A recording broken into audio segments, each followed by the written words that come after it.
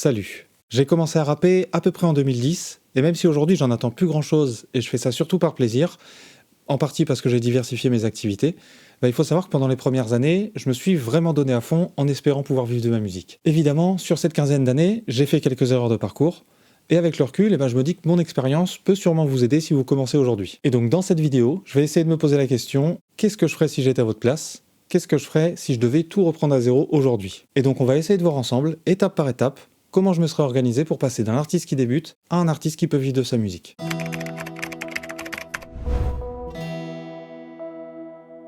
Déjà, avant même de penser à m'enregistrer, à investir dans des sessions studio ou dans du matériel, je commencerai par faire exactement ce que j'ai fait à l'époque, c'est-à-dire rapper à la moindre occasion, du matin au soir, du soir au matin, du dimanche au dimanche. L'idée, c'est de pratiquer mon karaté le plus possible, tout seul à la maison, en soirée entre potes, devant un public à un open mic, bref, partout. Dans un premier temps, je fais en sorte de maîtriser mon art, de savoir bien écrire, bien poser, avant même de vouloir faire des morceaux ou trouver une DA. De toute façon, ça viendra avec l'expérience et la pratique. Et en bonus, aujourd'hui je peux commencer à créer du contenu pour les réseaux avec uniquement mon téléphone. Ce qui me permet de commencer à réunir des personnes qui apprécient ce que je fais, et ça, ce sera ma première base d'auditeurs. Normalement, avec cette première étape, assez rapidement et sans dépenser d'argent, je pourrais prendre la température. Ça me permet de savoir si ce que je fais peut plaire à d'autres personnes, et surtout, si ça me plaît vraiment, et si j'ai envie d'aller plus loin.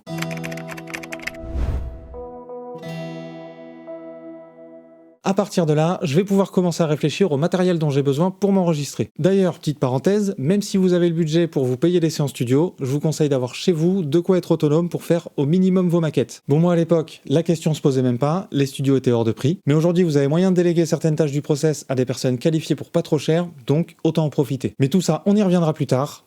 On en était au matériel. Alors déjà, côté budget total, à mon avis pour commencer, ça sert à rien de mettre plus que 500 € et c'est déjà une belle somme. Je compte pas le logiciel dans ce budget, mais on va forcément en avoir besoin. Donc Pro Tools, Logic, Ableton, FL Studio, celui que vous voulez, puisque globalement c'est la même chose. Et on va avoir besoin d'un ordi pour faire tourner ça, mais pareil, je le compte pas dans le budget, puisque je pars du principe qu'on l'a déjà. Et donc, concrètement, on va avoir besoin d'un micro, j'aurais tendance à mettre à peu près 100 € dedans, pas beaucoup moins, pas beaucoup plus. Celui-là par exemple, c'est un MB7 de T-Bone, et c'est déjà très bien pour cette gamme de prix. Mais il y en a plein d'autres qui peuvent aussi faire l'affaire, et il me semble que chez la plupart des revendeurs, vous pouvez en commander plusieurs pour les tester, et vous gardez celui que vous préférez. Donc n'hésitez pas à le faire. Ensuite, on va avoir besoin d'une carte son. Et là, on va dire qu'on vise à peu près entre 150 et 250 €. Donc il y a les classiques Scarlett de Focusrite, en simple ou double entrée, différentes versions possibles pour différents prix. Mais je pense qu'on peut trouver mieux dans cette gamme de prix. Par exemple, j'aime bien la M2 de Motu, et il me semble qu'elle est pas beaucoup plus chère. En tout cas, voilà, un micro et une carte son, c'est le minimum pour être autonome. Alors attention, je précise, il faut pas négliger la qualité des câbles, c'est toute la chaîne qui est importante, pas juste un ou deux maillons. Donc prenez des bons câbles XLR. Avec ça, on va avoir besoin d'un casque, forcément, que ce soit pour s'enregistrer ou pour le mixage. Typiquement celui-là, tout le monde l'a, il est très bien. D'ailleurs le mien a bien vécu. Avec celui-là, on prend pas de risque, sécurité plat du pied. Mais forcément là aussi, il y a un large choix possible, c'est une question de préférence. Ensuite, les enceintes. Bon, c'est pas indispensable, d'ailleurs je vous conseille plutôt de bosser au casque, mais si on peut se permettre, c'est toujours pratique. Alors perso, j'ai des HS8 de Yamaha, mais prenez pas ça, c'est trop gros, ça vous servira à rien, donc visez plus petit. Et on finit avec le plus important, mais souvent négligé, l'acoustique de la pièce. Plus l'enregistrement est propre, moins il y a de boulot au mix, et meilleur sera le résultat. Là, quand on est rappeur, il y a deux stratégies possibles, soit on traite la pièce complète, soit on se fait une cabine, le mieux c'est de faire les deux. Parce qu'enregistrer dans un placard aménagé ou sous un drap, ça va 2 minutes, c'est vite chiant, et surtout c'est pas parfait en termes d'acoustique. Pour traiter une pièce complète, il n'y a pas forcément besoin d'acheter tout genre de panneaux et diffuseurs à des prix exorbitants, on peut facilement les fabriquer soi-même. Ça consiste simplement à faire un coffre en bois avec de la laine de verre ou autre à l'intérieur et recouvrir le tout par un tissu tendu. Moi je m'en suis fait quelques-uns, il y a plein de tutos sur internet, il faut être un peu bricoleur, mais c'est très bien. Oubliez tout ce qui est boîte d'œufs par contre, ou même les mousses dans ce genre-là, c'est de la merde. Pour ce qui est de la cabine, c'est un peu le même principe. D'ailleurs je vous ferai peut-être une vidéo là-dessus si vous voulez, parce que je vais sûrement m'en fabriquer une. Mais en gros l'idée c'est de reprendre le système des panneaux, en plus grand, pour se créer une petite pièce fermée. Et là normalement, on a tout ce qu'il faut, on peut commencer à bosser sereinement. Il ne nous reste plus qu'à apprendre comment bien gérer l'enregistrement et le mix, et pour ça, il y a plein de tutos sur internet.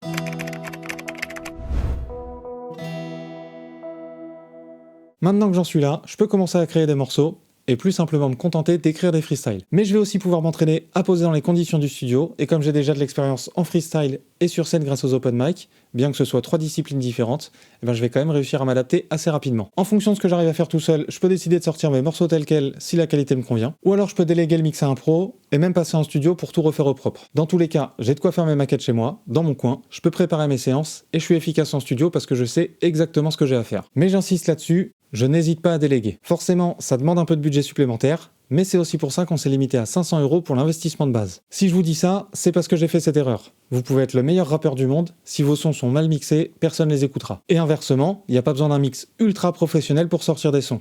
Mais il y a un minimum. Bon, normalement, à ce stade, il y a une question qui commence à se poser. Est-ce que je sors plutôt des morceaux ou des projets? Alors personnellement, j'avais plutôt l'habitude de travailler par projet, d'ailleurs j'en ai sorti 3, mais parce que ça se prêtait au contexte de consommation de l'époque. Aujourd'hui, j'aurais plutôt tendance à éviter les projets, du moins au début. Je viserai surtout la régularité des sorties jusqu'à avoir un certain nombre d'auditeurs. Mais dans le fond, c'est pas une question si importante, tout dépend de comment on organise la promo du projet si on veut quand même fonctionner par projet.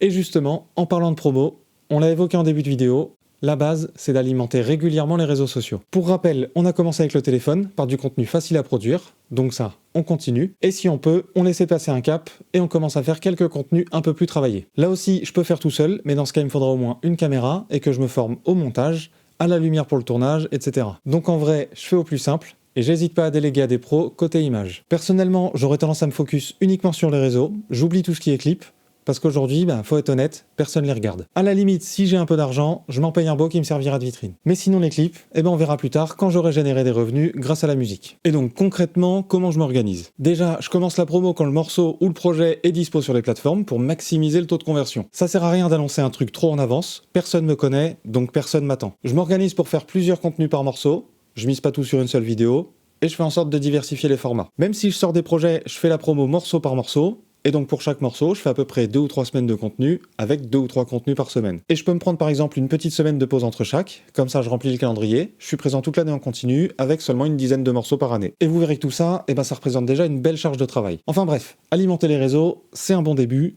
mais ça suffit pas. On va rapidement vouloir faire des concerts, pas juste des open mic, et on va avoir besoin de contacter des médias pour être invité sur différents formats, ou pour du relais promo par exemple. Alors autant à l'époque, c'était assez facile pour moi, autant aujourd'hui, les places sont chères parce que le marché est saturé. Donc pour me démarquer, je ferai le plus rapidement possible ce qu'on appelle un kit presse ou dossier de presse. En gros, c'est un document qui me présente en tant qu'artiste, qui présente le projet ou le morceau dont je fais la promo, et qui permet à la personne à qui je l'envoie de comprendre en 1 minute qui je suis, ce que je fais, et pourquoi pas de préparer une interview par exemple. Et avec ça, je fais en sorte d'avoir quelques belles photos de moi prêtes à l'emploi. Puisqu'à tout moment, on peut m'en demander pour une affiche de concert, une miniature de vidéo, un carrousel sur Insta, bref, il faut être prêt à toute éventualité. D'ailleurs, prenez en compte que là aussi, vous aurez besoin d'un petit peu de budget supplémentaire, que ce soit pour la mise en avant de vos propres publications, ou pour rémunérer tout ce qui est médias et influenceurs concernant une prestation relative à de la visibilité.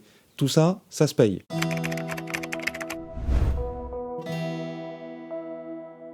Et là, je pense que vous commencez à comprendre que faire de la musique, ça coûte très cher. Et vous remarquerez qu'en dehors de quelques prestataires ponctuels, je ne vous ai toujours pas parlé de manager ou de trucs du genre pour le moment. Tout simplement parce qu'à ce stade, on n'a pas le budget. Il faudra déjà réussir à générer un revenu avant de monter son équipe. Mais on n'en est plus très loin. Puisque là, on arrive à sortir des morceaux régulièrement, on commence à avoir une base d'auditeurs fidèles, on est invité sur quelques médias, donc on développe notre audience et on fait même quelques concerts. Bref, peu à peu, on commence à avoir un début de retour sur investissement, et on peut même envisager de faire du merch pour les fans par exemple, ce qui pourrait être une source de revenus supplémentaire. Et même si vous en êtes à cette étape-là, n'oubliez pas que rien n'est joué, il va falloir tenir sur la longueur. Croyez-moi, je sais de quoi je parle, j'en étais à peu près là il y a quelques années, et regardez aujourd'hui. Quoi qu'il en soit, jusqu'ici on a été patient, on commence à récolter les fruits de ce qu'on a semé depuis le début de notre parcours, mais vous l'avez compris, pour avancer, il faut du carburant, autrement dit, il faut de quoi investir, donc ne faites pas comme moi, trouvez-vous un taf qui vous rémunère assez pour ça, et gardez-le. Le chemin est long, j'insiste encore une fois là-dessus, soyez patient. Voilà, avec tout ce qu'on a évoqué, j'espère que j'ai réussi à vous donner un bon nombre de clés pour bien vous préparer. N'hésitez pas à poser vos questions en commentaire si vous en avez,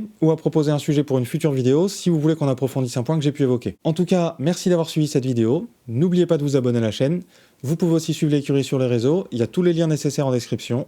C'était Amos, ciao.